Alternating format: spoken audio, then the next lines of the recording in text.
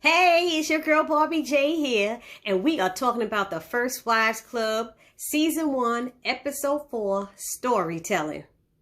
Now let me give my shout outs. We got Isaiah Hill, we got Tiffany Harrell, we got Shanice Says, we got Ty Harrell, and you know the rest. Bobby Ray, shout out to all of you guys.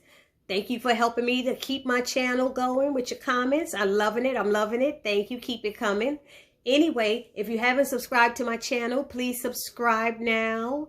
Hit that little bell down there. Help a sister out to build up her channel. I'd appreciate it. And please leave comments in the comment section because this show is about to come back with Season 2. So I'm going through weekly with Season 1 to help some of us who haven't seen it to catch up. Okay?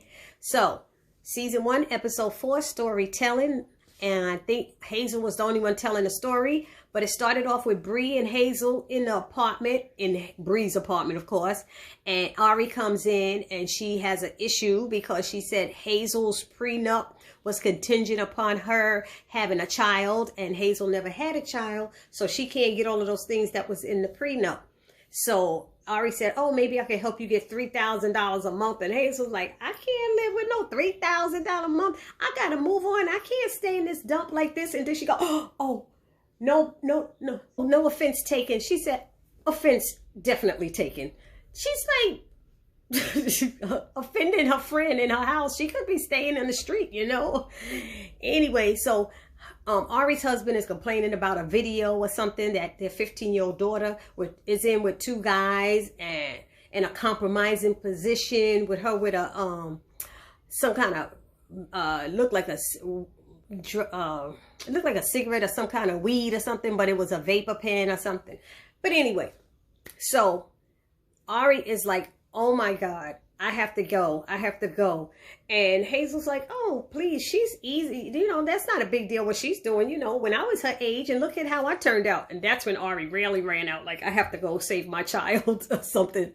So then they show, they show Hazel and she's meeting with this this record executive and about being in, getting on their label. And they wanted her. They liked her. And she's with Khalil. Khalil's a boy, So they're like, yeah, we love it. But, however, we're not really signing any more artists. And no offense, but at your age, I said, see? He said, maybe you'd be better with the gospel side. And she's like, what? She's sitting there going, gospel is where R&B artists go to die. She put it that way. I said, oh my goodness, that is not true because there's a lot of gospel artists out there who are wonderful. Thank you. So anyway, so what else is going on? So she said she dismissed the guy and said, you know what? Like, we'll check the next person. No thank. But when she tells Khalil that, Khalil said he was the only one. We didn't have any more meetings with any more record execs. He said, you can't be just dismissing people. And she's realizing Derek probably got to all of these execs and told them, because he's been messing with her the whole time, and told them not to mess, not to sign her, whatever it is. Anyway, what else happened? Bree's still trying to get in touch with her husband. He's not answering her text messages in her voicemail. But I mean, he mad because she asked to get divorced, to get asked for divorce. But stupid, what if something was wrong with your child? What if something's wrong with your child and you've been ignoring her all this time? All this time. And what happens is Bree finds out that she can track her husband's phone and where it's located.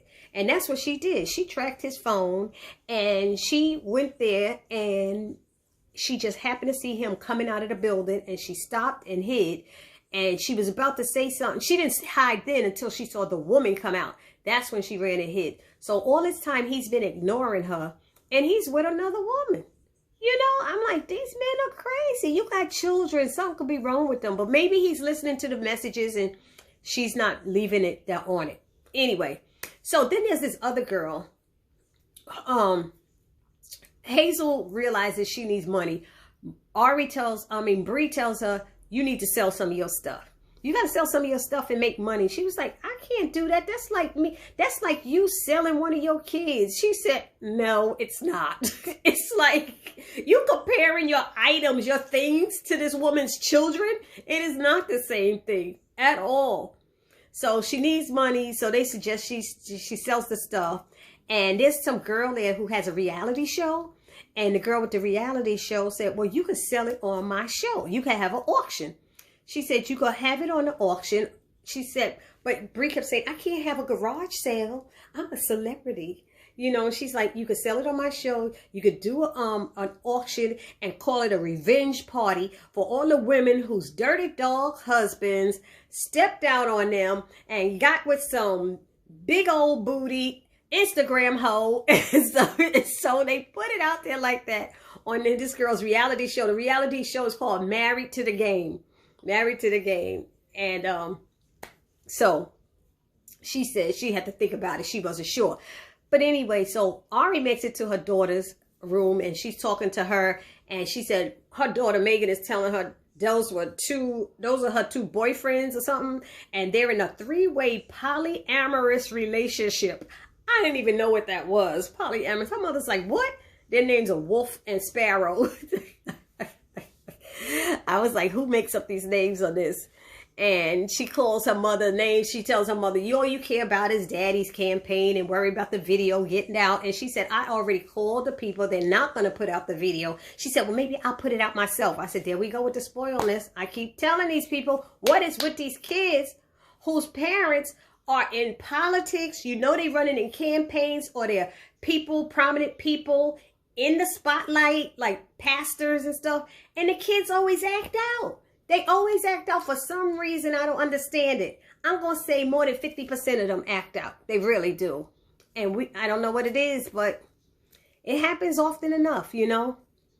And she said the mother's trying to tell her, you can't do this. You can't behave like this. She said, damn it, the Bush kids may be able to get away with this. She said, even the damn Palin kids can really get away with this. She said, but the world doesn't work that way for black women. You can't get away with this. You have to live. You know, she's concerned about her getting pregnant and all of this stuff going through the mother's house. You know, if you're a mother, you know how it is when you go through all that stuff. But the girl is just like, whatever, mom. You're such a social imprisoned prude. And it's just all of this stuff. I said, what is with these shows with the kids? They ain't never just little angels. They just always attitude. Anyway, so what happened? Then reality show can't be slumming like this.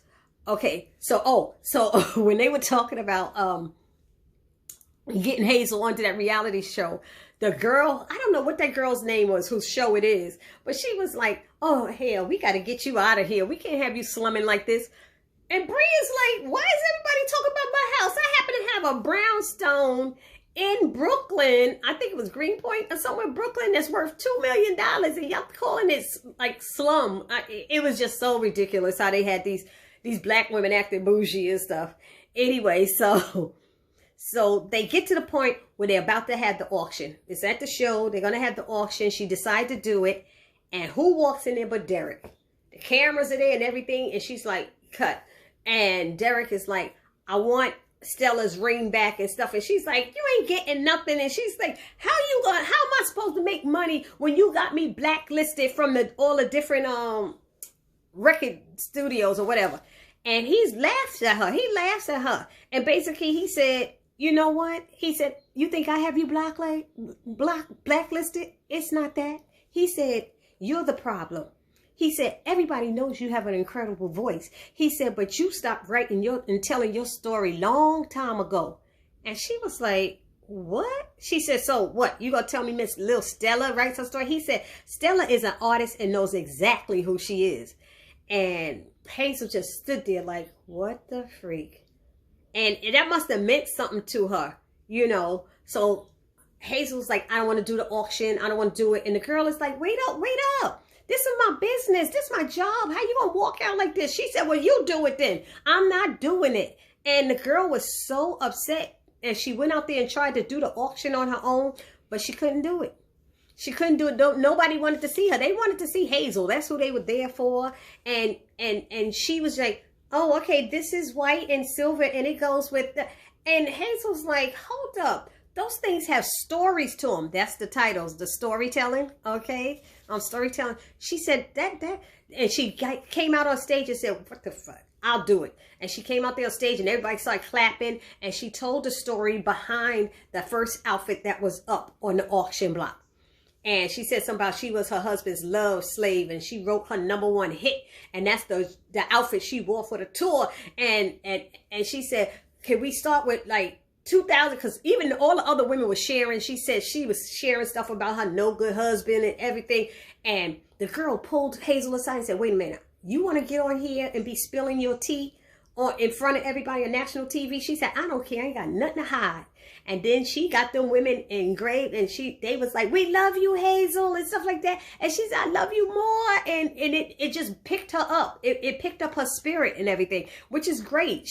Her spirit was back, and she was ready to do this. And she tried to sell the first item, and she said it was $2,000. You know, and somebody said $2,000. She said, can I get $2,500? Next thing, she was getting like $4,000 for the outfit that she only paid $1,700 for. So she was making her money off of her items, and that was really good. That was really good. So then, what happened? Ari tries to talk Bree into talking to her daughter, since Bree's a doctor, about sex and all that stuff, and that didn't work out well. It didn't work out well at all. So I'm just gonna move on from that. Then they had what was that? Number 4. Hazel, okay, she goes out there, she does the story. What's the numbers? Bree realizes she, I did that. She tracked her husband's location, right? She tracked her husband's location and saw him with another woman coming out of the car. Like I said, he's pissed because she wanted a divorce, but he could have, answered or something. Something could have been wrong with his kids. And then Ari meets, with her daughter again and talks to her daughter again. And then she meets the 2 boys. The 2 young men, let's say, and her partners, as she called it, whatever. And they cook for her and stuff. And her mother's like, do they always cook for you? They cooked for her and the mother. And then they was going to get dessert. And she said, yes. She said, we have a very equal partnership. She said, they cook and I clean. And the mother was like, okay, so she kind of learned who they were, realized they wasn't trying to have sex and all this stuff, because one of them might be leaning towards gay and stuff. So it was a lot of stuff going on. After Hazel finished doing her auction, she got off stage, and I wish I could remember this young girl's name. She was like, oh my God, if you ever want to get on my show again, you can. The executive producers were saying, you're welcome to come on anytime. And she said, oh, here's the executive producer right here. Shawnee, what is it? O'Neal? Shawnee O'Neal, Shaq O'Neal's wife, right? That's who it was. And his ex-wife. And she seemed to be the executive producer of that show, Married to the Game.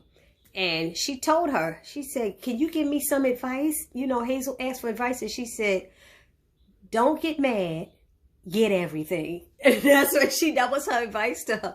So that was cool. I enjoyed this episode of the show.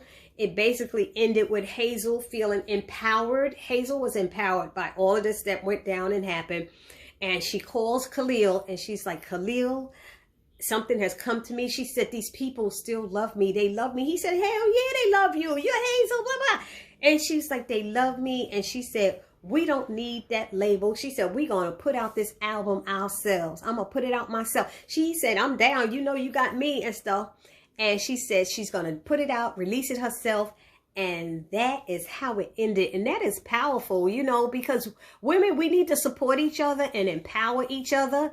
And I think that's what helped to pick her up. And that might, that might just be what she needed, what the doctor ordered to build up her. And I hope she does well with that. But we will find out next week. This is your girl, Barbie J, saying peace.